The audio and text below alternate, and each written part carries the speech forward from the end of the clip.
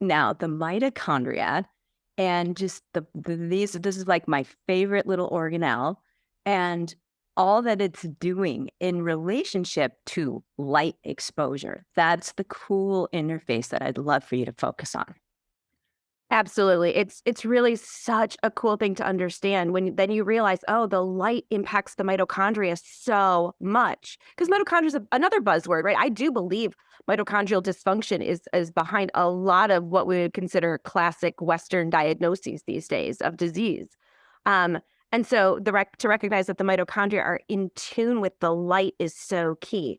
So mitochondria are really, I believe that they're sensors inside of our cells. And it makes sense because one of the main, I guess, most supported theories of their origin was that they were bacterial in origin, which is pretty evident because they have their own circular DNA. So they used to be bacteria. And what would they have had to do as their own unique species of bacteria? They would have to be very aware of what's going on in their environment.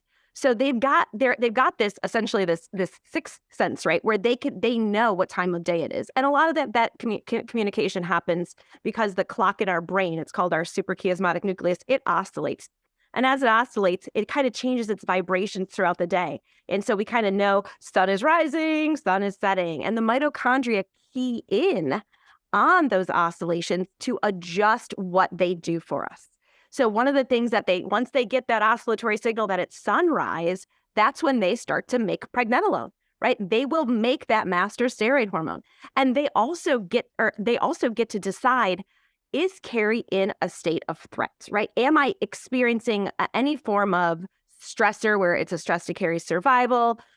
Is it even an emotional stressor? We do know from Martin Picard's research that an emotional stressor the night before will decrease mitochondrial function about 10 to 15% the next day. So mitochondria are perceiving our stress, our state of health, our state of well-being.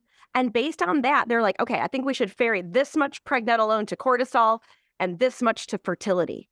And imagine what happens these days if mitochondria don't get the signal, if we're not converting that cholesterol to pregnenolone, we get a lot of tanked hormone levels, or if the mitochondria are perceiving massive amounts of stressors, they're going to be like, Carrie's not in a good state to make a baby and grow a baby right now. So we're really going to shut down fertility because we don't have the capacity to handle that right now. And the mitochondria are responsible for that, amongst so many other things.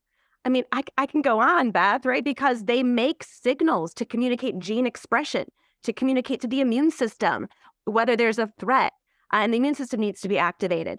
And so if mitochondria are copacetic, if they sense that all is well, which they do with the correct light signaling, as well as other frequencies, because they're very much pick up on non-native EMF frequencies in our environment. If the mitochondria can sense that they're in a state of peace, it's like, ah, all is copacetic, let's go back to business. But if they're perceiving a state of threat, that's when things really start to break down.